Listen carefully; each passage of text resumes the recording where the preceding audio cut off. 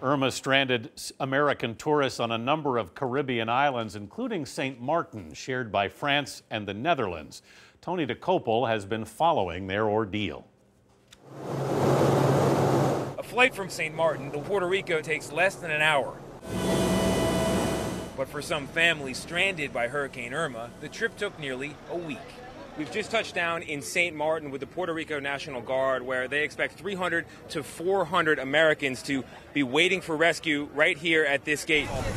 Since Friday, U.S. Embassy officer Lee Hillgardner has been vetting passengers at this makeshift security gate. What we're doing is trying to process the American citizens that are here on St. Martin. We've been getting the medical emergencies out, but there's still people who have been staying in relatives' houses or other people's homes.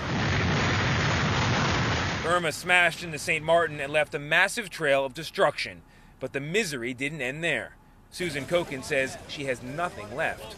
Went through the storm, got looted and robbed, my place blew up. 40 years of my life was here. In neighboring St. John, thousands of Americans are still waiting to be evacuated. 80% of buildings are thought to be damaged. Roads are impassable, and some residents had to walk miles for food and water.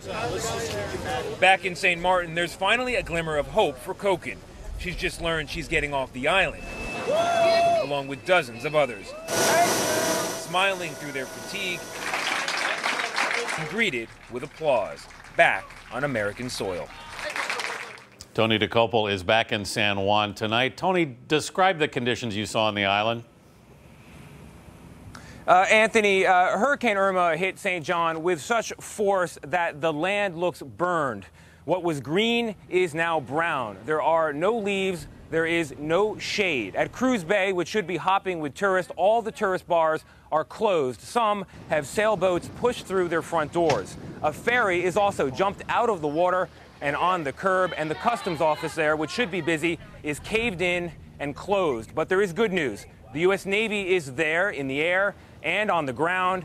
Perhaps now the looting, which has been reported there, will stop. But no matter how you measure it, Anthony, this is a recovery that will be years in the making. And people look pretty shaken, Tony. Indeed, but there is also grit there. There is hope. Everybody has been evacuated off the island with the exception of diehards and old-timers. They tell us they are going to rebuild, even if it means rebuilding from the jungle floor up. Tony Dokoupil, thanks.